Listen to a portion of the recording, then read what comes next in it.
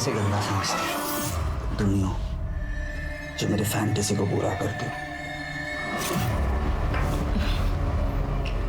अच्छा है ना, हम दोनों एक दूसरे की जरूरत पूरी करते हैं। मेरे को भाव नहीं देती, इसको गले लगा रही है। आज देखता हूँ इस साले को।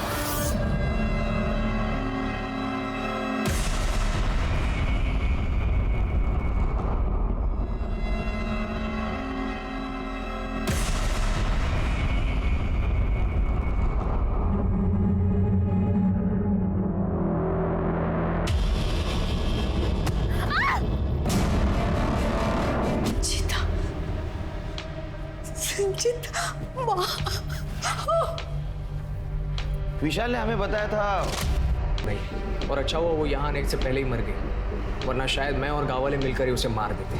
तुम्हारी सगी बहन थी, इतना गुस्सा? क्या ऐसा तो नहीं तुमने उसे मार दिया और अभी इनोसेंट बनने की कोशिश कर रहे? साहेब मी तिला मारलेला नहीं है, मैं उसे मारना जरूर चाहता था लेकिन मैंने उसे नहीं मारा। तुम्हारे बाप ने मारा होगा, वो नाखुश था ना इस रिश्ते से। विशाल ने बताया हमें सब कुछ। मेरे बाबा संत आदमी थे, वो कभी किसी का खून नहीं कर सकते, बल्कि मेरी इस नालायक बहन के चक्कर में उन्होंने खुद अपनी जान दे दी। ये देखिए, ये है इनका प्यार। ये लड़की हमें पूरे गांव में बदनाम करती फिर रही है। मैं सच कह रहा हूं, मैं इसे मार दूंगा।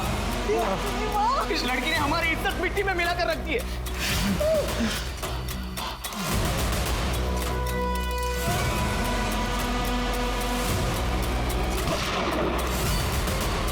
वैसे भी गांव में 9 बजे के बाद कौन बाहर निकलता है? वो वीडियो है तुम्हारे पास? साहब वो मेरी बहन के रेप का वीडियो था। विशाल उसका रेप कर रहा था।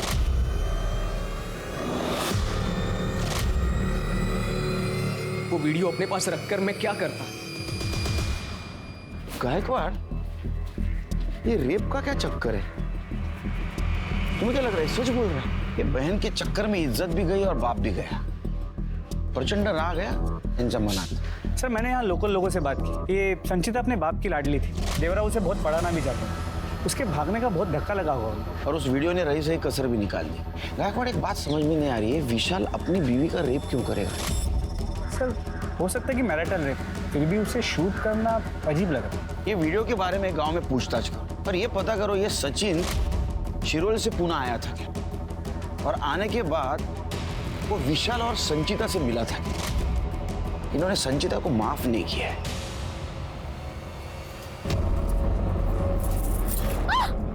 अपने पति को बोल इज्जत में रहे, वरना तेरी इज्जत उतार दूंगा।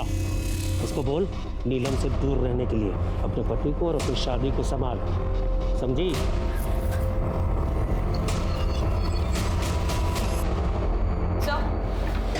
संचिता की पोस्टमार्टम और कॉल डेटा रिकॉर्ड्स। गला घोट के मारा गया सर, शायद किसी लेदर बेल्ट से, क्योंकि गले पे लेदर के ट्रेसेस मिले हैं सर।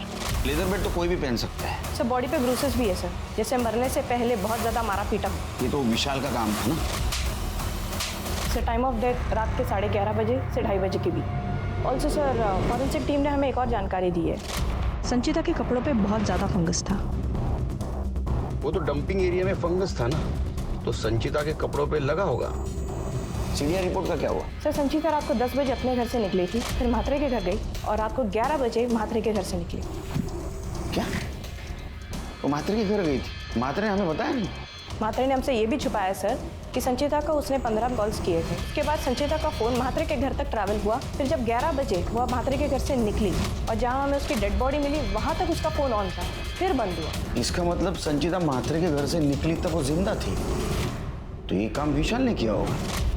सर ये काम म्हात्रे का भी तो हो सकता है, वरना इतनी देर रात उसने 15 बार संचिता को कॉल किया, उसके बाद संचिता उसके घर गई। सर कहीं दोनों का अफेयर तो नहीं था?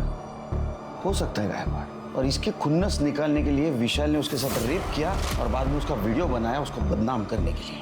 सर पर उसने उसे मैसेज किया था मरने से पहले। वो मैसेज में तो मुझे गड़बड़ लग रहा है। एक काम करो, संचिता का मोबाइल सर्च करो। ये विशाल ने शायद उसको मारने के बाद में संचिता के मोबाइल से खुद को एसएमएस कर लिया हो। और ये म्हात्रे, इसकी कुंडली निकालो, उसके स्टाफ से पूछताछ करो। राम, ये सब एकदम स्मार्ट लेना चाहिए।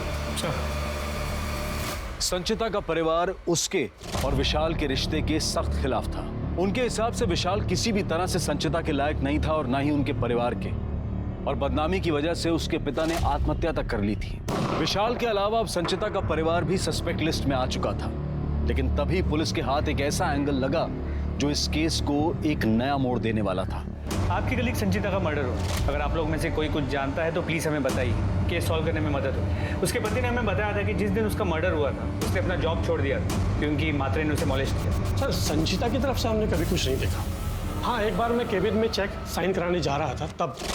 अरे मैं हूं ना, मैं सब कुछ संभालूंगा, तू फिक्र मत कर। विशाल अगर तुझे परेशान करे तो मैं उसे 2 चापट भी लगा।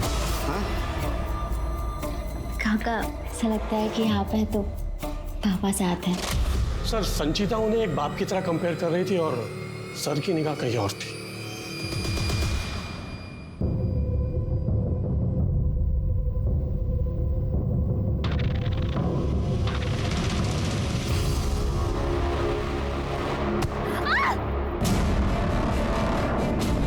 इसका मतलब ये लाइव सेक्स वीडियोस अपलोड करता है, लोगों के साथ लाइव सेक्स चैट भी करता है। सर ऐसा तो आजकल सभी करते हैं, और लैपटॉप सिर्फ इसलिए फॉर्मेट कराना पड़ा क्योंकि मेरी और संचिता की लड़ाई के बीच वो टूट गया था।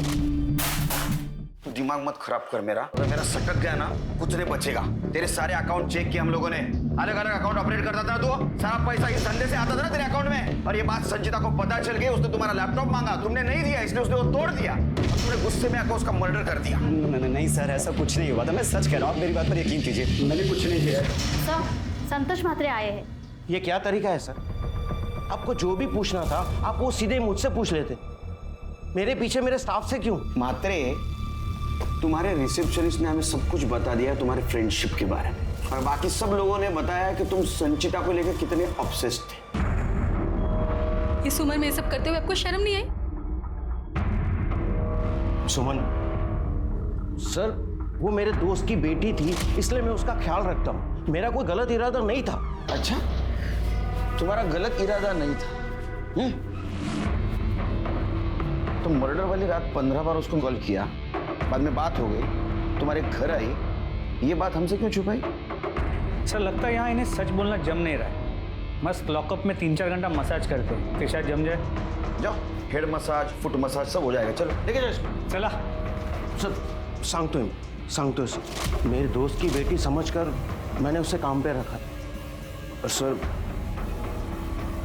बाद में वो मुझे अच्छी लगने लगी, मैंने बहुत ट्राई मारा पर वो मान ही नहीं रही थी।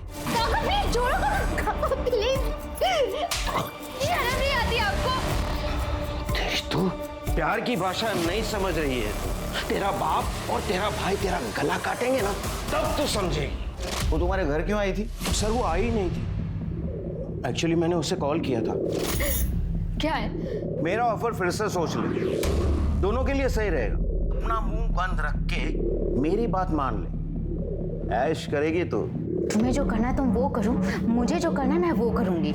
उसने मुझसे कहा कि वो मुझ पे मॉलेस्टेशन का केस करे, तो मैंने उससे धमकाया कि मैं फैमिली को सब कुछ बता दूंगा। तो उसने मुझसे कहा कि मैं तुम्हारी बीवी को सब कुछ बता दूंगा, पर सर वो आई ही नहीं। सुमन जी, आप जानती थी संचिता को?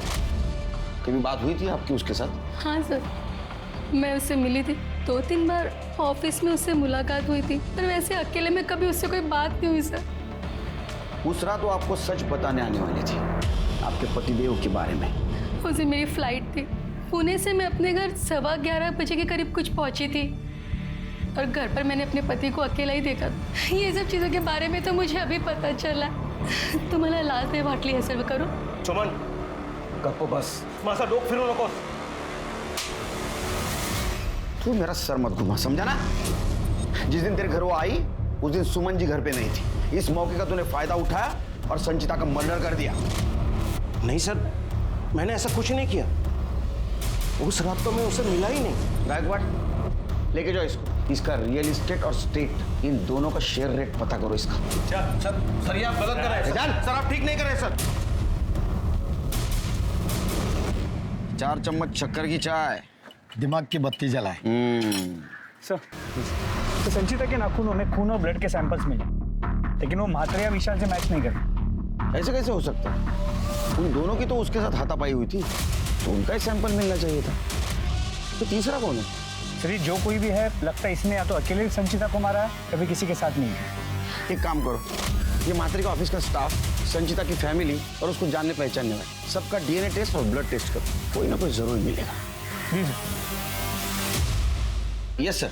या ये देखिए सर, यस सर। इसमें विशाल के पुराने हनी बनी के वीडियोस है सर। इसमें विशाल और संचिता के बहुत सारे सेक्स वीडियोस है सर, किसी नॉर्मल से सेलफोन या लैपटॉप पे बनाए हुए हैं। और एक बात सर, संचिता के भाई ने जिस रेप वीडियो के बारे में बताया था, ऐसा कुछ मिला नहीं इसमें सर। इसका मतलब ये वीडियोस विशाल ने नहीं, किसी और ने बनाए। कौन हो सकता है? मतलब घर में किसको एक्सेस मिल सकता है? मकान मालिक? सर मेरा नाम प्रवीण नाटेकर है। मेरी वाइफ शैली नाटेकर कल से मिसिंग है। उसने बस का टिकट बुक करवाया था नासिक के लिए, पर वो पहुंची नहीं और मुझे मिसिंग कंप्लेंट लिखी। आप बैठिए, बस आप बस। सर मला बरं न होतं वाटत, बीमार थी और मेरी छोटी बेटी का एग्जाम भी है, इसीलिए शालू ने घर आने की जिद की और कल ही निकल गई, पर वो मेरे घर तक पहुंची ही नहीं। और सर उसका फोन बंद आ रहा है। सर कुछ कीजिए। वो बस में बैठी थी? हाँ सर, उसे खुद ने फोन करके मुझे बताया था। बहुत सीधी है शालू। सर बहुत डर लग रहा है, कुछ कीजिए सर। नहीं डरिए मत। डिटेल्स दे दो। गायकवाड जरा नाशिक पोलिसांशी कोऑर्डिनेट। हो सर।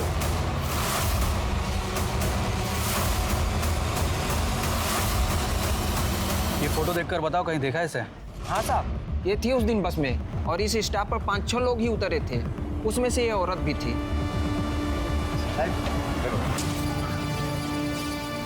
चलो।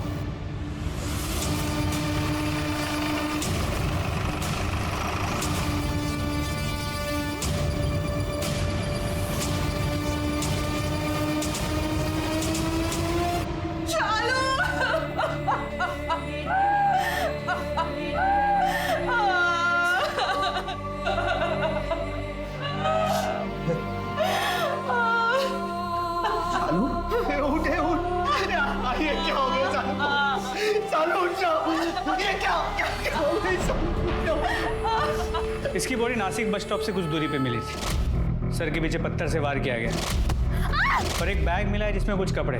सर कौन कर सकता है शालू के साथ? बोली भी कोई। इसकी किसी के साथ कोई दुश्मनी या हाल फिलहाल में किसी के साथ कोई झगड़ा? नहीं सर, बहुत सीधी सादी थी शालू। घर के बाहर भी बहुत कम निकलती थी। कौन कर सकता है सर इसके साथ ऐसा? शालू की पोस्टमार्टम और कॉल डेटा रिकॉर्ड्स। सर पर किसी भारी चीज से वार करने की वजह से शालू की मौत हुई सर। और कॉल डेटा रिकॉर्ड्स में सर वो अपने पति से, माँ से और कोई नीलम दीदी नाम की लेडी से बात करती थी। लगभग रोज ही बात होती थी इन तीनों से सर। मतलब इन तीनों को पता होगा वो अपनी माँ के पास जाने वाली। और कुछ डिटेल? शालू के घर के आसपास से पता चला है कि गगन नाम का एक आदमी उसे परेशान करता था। रोज दिन में उसने उसका बस स्टॉप तक पीछा किया, लेकिन वहां से वो वापस चला गया। लेकिन ये बात हमें प्रवीण ने नहीं बताई। सर हो सकता है उसने अपने पति को ना बताई, मैटर बढ़ ना जाए इसलिए। ये गगन लगी नहीं सर। शालू का क्यों पीछा कर रहा था? क्या बात कर रहे साहब, मैं तो शालू को ठीक से जानता भी नहीं। सच बोल, हमको सब पता है। अगर तू तेरे मुंह से नहीं बोलेगा तो ये बुलवाएगा। साहब मेरी नजर शालू की दोस्त नीलम पे थी साहब। जब मुझे पता चला कि शालू के पति प्रवीण का लफड़ा नीलम के साथ मेरी नाक के नीचे हो रहा है साहब, तो मैं शालू को बताना चाहा साहब। कैसी बीवी है तू? उधर तेरा पति तेरे दोस्त के साथ रंगरलियां मना रहा है और तू इधर शॉपिंग कर रही है। अगर मेरे पति के बारे में कुछ भी बोला ना, जान ले लूंगी तेरी। मेरा दिमाग घूम गया था साहब। मैं सोचा था इस लड़की को मैं सबक सिखाएगा साहब। एक दिन मैं उसको देखा अकेले जाते हुए साहब, तो उसका पीछा किया मैं, लेकिन साहब वो बस में कहीं जा रही थी। तो साहब मेरा केबल का धंधा है साहब, मैं वापस आ गया अपने काम पे साहब। आप चाहो तो चेक कर लो साहब, मेरे पंटर लोग को पूछ लो साहब। सर संचिता के रेप वीडियो को ट्रेस कर लिया। किसने वायरल किया था? मुंबई के नाला सोपारा में रहता था ये सर, कमल कामरा नाम है इसका। इतने भी बाल नहीं आए तेरे को? गाड़ी मुझाई तभी ये वीडियो अपलोड करना शुरू कर दिया? सर मैंने कुछ नहीं किया। वो हनी बनी साइट्स पे जो वीडियोस होते हैं, मैंने बस उसका स्क्रीन रिकॉर्ड किया है। डाउनलोड करने के एक्स्ट्रा चार्जेस लग रहे थे, इसलिए मैंने स्क्रीन रिकॉर्ड करके सोशल मीडिया पे डाला। फोटो दिखा।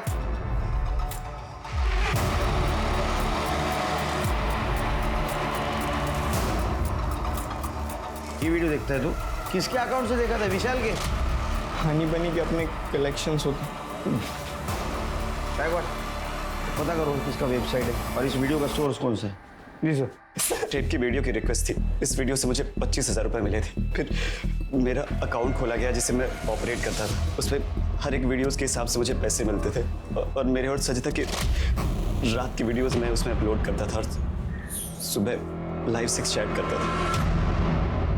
संचिता को बात पता दी है? सब उसे बताना चाहता था, लेकिन रेप वाले वीडियो के बाद वो मुझसे दूर जाने लगी थी। एक लड़की की इज्जत उसे बिना बताए बेचता रहा तू। पति और दलाल, इसमें का फर्क समझता है तू? इसलिए तो कह रहा हूँ कि मैंने संचिता को नहीं मारा है, वो मेरी कमाई का जरिया थी। जो कुछ कह रहे? सर, हनी मनी वेबसाइट के ओनर का पता चल गया है। कौन है? प्रवीण नाटेकर।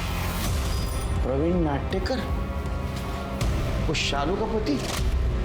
जी सर, हमने इस कमल के जरिए वेबसाइट के सभी वीडियोस को चेक करवाया। प्रवीण और नीलम के कई सारे वीडियोस हैं उस वेबसाइट पे और ये ऐप भी प्रवीण ने ही बनाया, लेकिन रजिस्टर अपनी बीवी शालू के नाम पे किया। गायकवाड़, इसका मतलब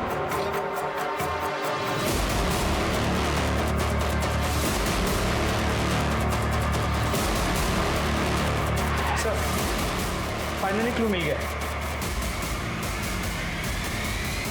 तुम्हारा और प्रवीण का वो हनी बनी का धंधा है ना, उसके बारे में सब कुछ पता है। शालू के मर्डर के दिन तुम बस स्टॉप पे थी, चालाक बनने की कोशिश कर रही थी तुम मुंह ढक के, लेकिन तुम्हारी ममता ने धोखा दे दिया। तुम शालू को मारने के लिए निकल रही थी, लेकिन उतने में तुम्हारे बच्ची के आने का टाइम हो गया। शालू ने मुझे कॉल किया था और उसने बोला कि उसे मेरे और प्रवीण के रिश्ते के बारे में पता चल गया।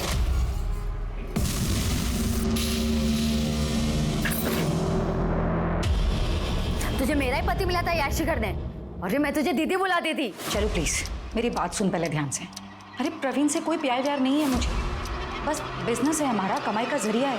अब तू देख मैं तेरा बिजनेस कैसे चौपट करती हूँ। मैं गई थी शालू के घर उसे समझाने, लेकिन जब घर पहुंची तो वो घर पर नहीं थी।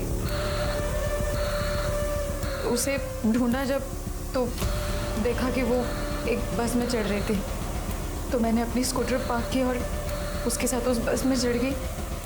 मैं उसके साथ उस जगह पर उतरी जहाँ पे वो उतरी, और फिर उसे साइड में लिया मैंने और समझाने की कोशिश की। तो मेरा पीछा करते हुए यहाँ तक आ गई। प्लीज एक बार मेरी बात सुन। मुझे कुछ नहीं सुनना है। मेरे पास ये लैपटॉप है और इसमें तुम लोगों के कारनामे। एक तो मेरे पति ने मुझे बेच दिया, तूने भी मुझे धोखा दिया। तुम दोनों नहीं बचोगे। शालू,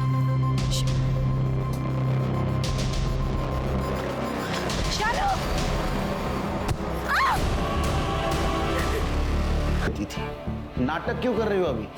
प्रवीण भी शामिल था इसमें? शालू ने कॉल किया था प्रवीण को, वेबसाइट की मीटिंग में ही बिजी थे और मुझे पता था कि वो बिजी है।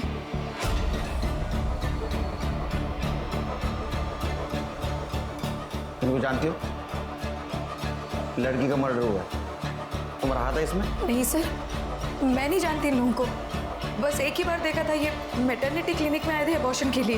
विशाल प्लीज, हमारा पहला बच्चा है, प्लीज अबॉर्शन। फिर वही बात, अभी बोला ना कि बच्चे के लिए पैसे नहीं है, तो तेरे को सीधी सीधी बात समझ नहीं आती क्या? प्लीज एक दिमाग मत खराब कर।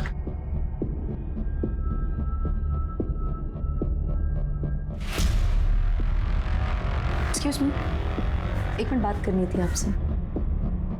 सर, प्रवीण को अपने वेबसाइट के लिए हमेशा एक कंटेंट चाहिए होता है, तो मैंने देखा ये लड़का विशाल बहुत डेस्परेट है, तो मैंने उसे बस ईमेल एड्रेस दिया। उसके बाद मुझे नहीं पता कि प्रवीण और विशाल के बीच में क्या बात हुई है। शालू के मर्डर का चार्ज लगाओ इस पर। संचिता? कौन संचिता?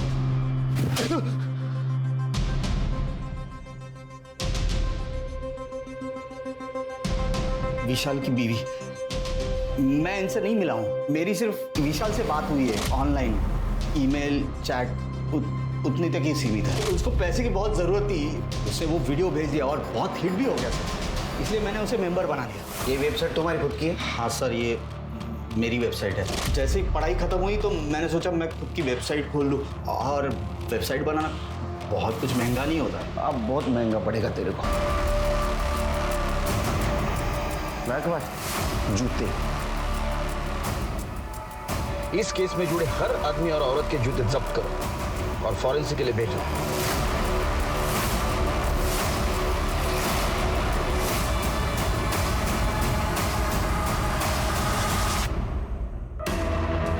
संचिता की बॉडी हमें जहां मिली वो डंपिंग ग्राउंड था। अब डंपिंग ग्राउंड में तो फंगस होता है, अब जो भी वहां आएगा उसके जूते को तो फंगस लगेगा। सीसीटीवी में हमें जूता जरूर दिखा लेकिन चेहरा नहीं दिखा। अब जूता तो लेदर का था, लेदर का जूता तो कोई पानी से साफ नहीं करेगा। लेकिन मेरे लिए बहुत बड़ा तुक्का था कि जितने भी सस्पेक्ट है उन सबके फैमिलियों के जूते लैब में टेस्टिंग के लिए भेजना। एक जूते में फंगस निकला जो उस डंपिंग ग्राउंड का था, और वो जूता किसका था? मेरा था। अब आगे वाली कहानी तुम सुनाओगी या मैं सुनाऊं?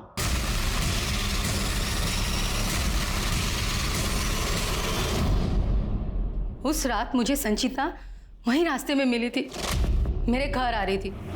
अरे रुको रुको रुको रुको, संचिता क्या हुआ? कहाँ जा रही हो तुम? और ये सब क्या हुआ? काकी अच्छा हुआ आप मुझे यहीं मिल गई, मुझे आपको कुछ बताना था। बताओ बेटा।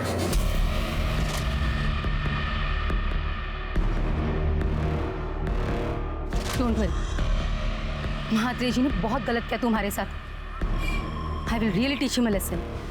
तुम्हारे आंसू वेस्ट नहीं होने दूंगी मैं बात करती हूँ उनके साथ। तुम घर जाओ बेटा। नहीं काकी, अब पुलिस ही आपके और मेरे पति जैसे मर्दों को सबक सिखाएगी। मैंने डिसाइड कर लिया। सर मैंने उसे बहुत समझाया, उसे लालच भी दी। मैंने उसे ये भी कहा कि मैं उसे फिर से सेटल करने को तैयार हूँ, पर वो नहीं मानी। महात्रे डेवलपर्स, उसे मैंने और मेरे पापा ने खड़ा किया इतनी मेहनत से, और वो मेरा पति दूध में से मक्खी की तरह मुझे निकाल के फेंक देता। मैं एयरपोर्ट से उस दिन जल्दी आ गई थी। मुझे पता था कि मेरा और संचिता का फोन का लोकेशन मैच जरूर करेगा, इसीलिए मैं खुद ड्राइव करके अपने घर आ गई और रघु को उसके पीछे। अपनों का साथ हो तो इंसान हर मुश्किल पार कर सकता है, पर कई बार डर की वजह से, कहीं अपने नकार ना दें इस वजह से इंसान सही समय पर मदद नहीं मांग पाता और उनकी हालत संचिता जैसी हो जाती है। अगर आपके अपने आप से सच बोलने से डरते हैं तो इसका मतलब ये है कि आपको अपने संबंधों में सुधार लाने की जरूरत है, डर और दूरी मिटाने की जरूरत है, तभी एक स्वस्थ परिवार बन सकता है। अब मैं अनूप सोनी आपसे विदा लेता हूं, फिर मुलाकात होगी क्राइम पेट्रोल सतर्क में एक और नए केस के साथ। तब तक अपना और अपने परिवार का ख्याल रखें, सतर्क रहें, सुरक्षित रहें और देखते रहें क्राइम पेट्रोल सतर्क। जय